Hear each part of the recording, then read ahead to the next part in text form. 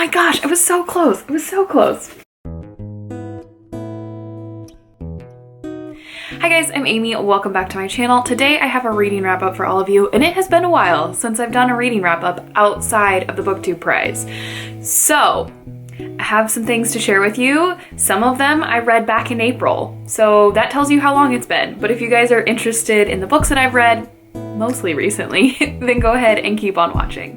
Initially, I wasn't sure if I was going to chat with you guys about this because I felt so little anything about it, and that is the short story of Rip Van Winkle by Washington Irving. I got this from a Page Habit box, and I happened to pick it up one day when I wanted to take a bath, and I don't think I've ever read anything that I had such little reaction to on either side.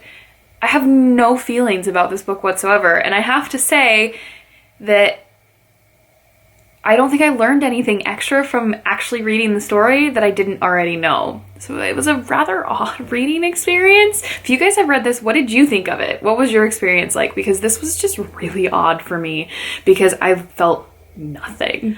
I read a couple of middle grade books within the last couple months, and one of these is a graphic memoir that I recently hauled, and that is Sisters by Raina Telgemeier. And this is the story about two sisters. Raina and Amara, and Raina is kind of our main character, and this is the story of when they go to a family reunion with their mom driving their van, and then their younger brother is also with them, and it takes a week to get to where they're going. They spend a week at the family reunion where they meet up with their dad as well, and then they spend a week in the car going back. Let's just say our sisters don't get along very well, and I did find this a bit relatable because I have a younger sister, and we didn't make it so easy on our parents as far as the fact that we did not get along very well. So I did kind of relate to that aspect of this story, and I really did enjoy the art style. Let's see here. Ooh, there we go. This is the art style, and then any of the yellow pages are flashbacks to when they were younger, and I thoroughly enjoyed my reading experience of this. It was obviously a very quick read, and I will definitely be looking out for her other book, which is Smile, which I believe is also about Raina. But I would recommend it if you're looking for something cute and sweet, but still kind of dealing with some harder topics, especially for kids. Check this one out. The second middle grade book that I read and was so happy to have read because it is absolutely darling was Wish Tree by Katherine Applegate. This is the story of an oak tree named Red who has a whole slew of critters living in his general vicinity, in his branches, by his roots. There are illustrations in this book that are darling. So there's his cast and crew, and the main story to this book is that Red has a little girl that lives very near to him that doesn't have any friends, and so he convinces his fellow critters to conspire with him to make her a friend, specifically with a little boy that lives down the street. And it's in general just really, really nice because the wish tree component of this ties it all together in the fact that Red is a wish tree, so once a year people will tie their wishes to his branches, and it's such a cute story, you guys, and a perfect read for the Reading Rush TBR challenge of to read a book with a non-human main character. If you're looking for one, this would be perfect. It was a sweet, sweet, sweet little story. Now, for the book that I read in April for my local book club, we picked up The Library at Mount Char by Scott Hawkins. This is a science fiction / fantasy book about a 30-something-year-old woman named Carolyn whose adopted father may or may not be God. We don't really know. And when her father goes missing, she enlists the help of a local man named Steve who has a bit of a criminal past but lately has been keeping his nose clean. And then they go on this absolutely ridiculous adventure, if you want to call it that, to find out what's happened to Carolyn's dad. And Carolyn has 11 other adopted brothers and sisters who all specialize in different areas. Carolyn's specific area is language, and she has a brother who specializes in animals. And this book could have been so cool if it weren't for the fact that the execution of it was absolutely terrible. The writing was awful. It was so awful. The plotting was ridiculous. This book needed a serious edit. There were so many topics or just random bits to this story and random characters that you would get for 2 seconds and never hear from again. It was all too much. It was like he thought something was cool and he'd be like, I'm gonna add that to my story. You know what's cool?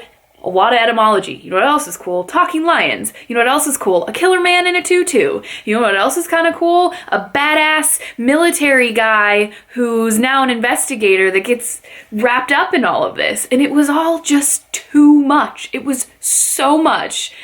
I really didn't like anything about this book. And the thing that really just was, I was done, was the fact that there is an aspect of sexual assault in this book that is not handled appropriately or well, and it really bothered me. It's just kind of brushed under the rug, and I don't think that's okay. So this is a book that just do yourself a favor and skip it, because I bit the bullet and read it for you, and I promise you, you don't want to read this book.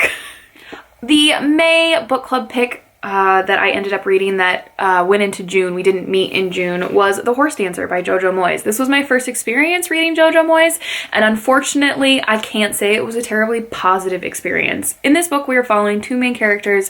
One is a 14-year-old girl named Sarah who lives with her grandfather, and they have a horse that they stable in the city of London, and her grandfather is teaching her how to take care of her horse and ride her horse in a very, very particular French style of horse riding and tricks. It's kind of like equestrian, but not exactly. I don't know the technicalities of it.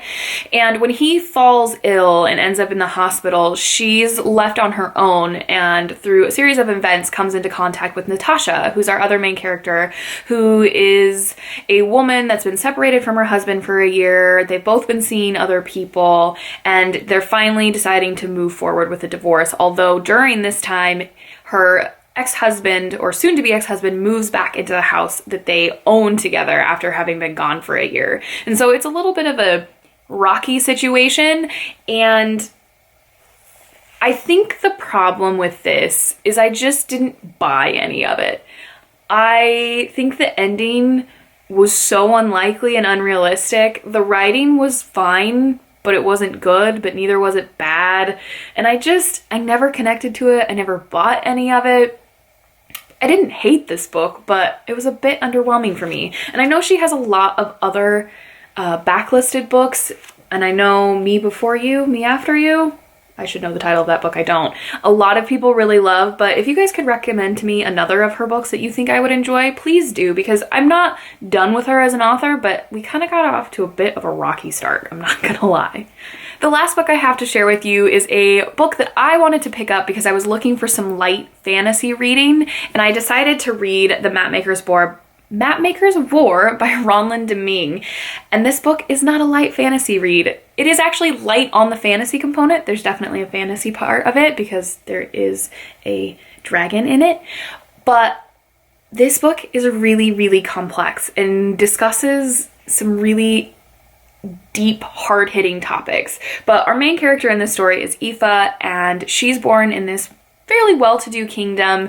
Her father's an advisor to the king, and she's good friends with the crown prince, and through these connections she has the opportunity to become a map maker, which is very rare in this society. It's a very medieval type of society in which women are wives and moms, and that's their sole purpose, basically. But ultimately she becomes the kingdom's head map maker, and she travels all over their lands mapping the different areas, and through these adventures she comes into contact with this neighboring kingdom that's basically a utopia. She's never felt peace like she felt peace when she was with these people.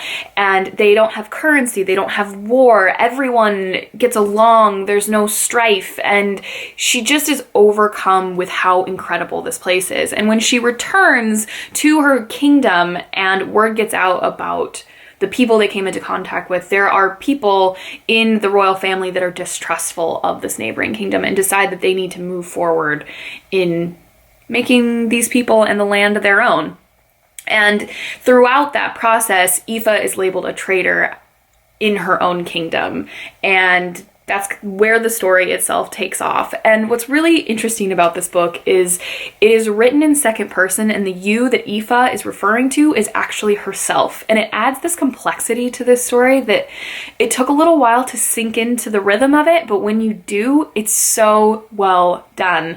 And there are themes of motherhood in this book, and loss, and trying to be true to yourself, but also doing your best to feel the way you're supposed to feel about certain situations. This book completely took me by surprise. I absolutely bawled my eyes out. This is a trilogy. I don't believe we follow Aoife in the next book, but if you're looking for a fantasy read that really dives deep into some very literary topics, you gotta pick this book up. It was so interesting. I just hit myself in the head with the book. Did you see that? But it was so interesting, and I really, really enjoyed my reading experience of it. All right, guys, there you have it. There is my reading wrap up of some books that I've finished in the last couple months. Definitely my favorite from that bunch was the Mapmakers Boar. I've never heard anybody talk about it before. I found it at a library sale, and I loved that book so much. But if you guys have read any of these books, let me know what your thoughts were when you read them, and if you're interested in reading any of them now, you know the drill. Let me know down below in the comments. But if you guys like this video, please like it, and if you loved it, please subscribe, and we will see you in my next video. Happy reading! Wrap up of what I've been up to.